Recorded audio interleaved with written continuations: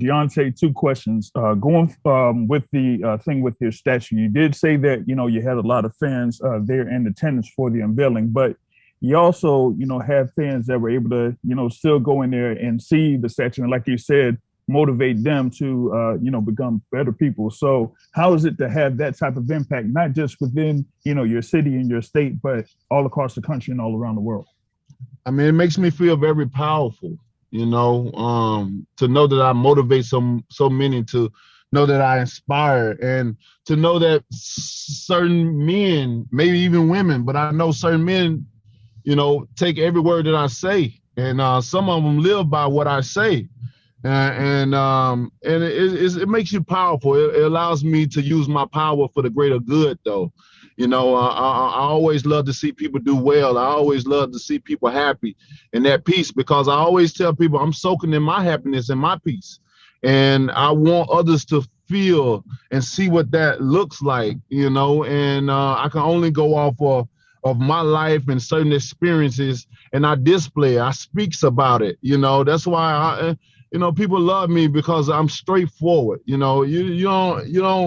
don't get half with Deontay Wilder. You get this truth, the whole truth, and nothing but the truth. And that's where I am. And it just feels good to be able to have so much to have so much power to motivate people, and to be the one that people even call on when they need certain advices about things, whether they're poor or rich. I have all types of people call me for advice about different things, whether it's about life or whether it's about a certain thing to invest in, or any little thing. So it does my heart warm to know that people put my opinion in hand.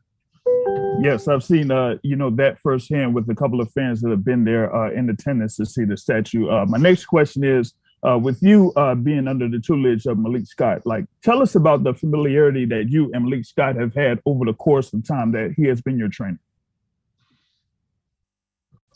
Say that part one more time, please. You cut out on this side. Okay.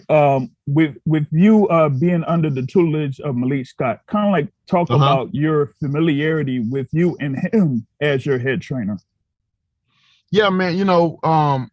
First off, me and Malik had shared the ring before, and we was I met Malik back in the Poconos in camp, getting the Thomas Atomic ready for one of the Klitschko's, and that's where I first met Malik, and we clicked instantly, upon meeting each other, greeting each other. Our condos was right down the hall from each other, so I invited him over. I invited his family over at the time. I cooked for them, and we talked, and it was amazing, and I'm on the phone, bro. And to be able to make him one of my head coaches, it was something that was a no-brainer, because I had him, and one of the managers business boxing to have people that trust around you, and that knows that person has your back, especially your coach, especially if he knows certain ways and certain things about you.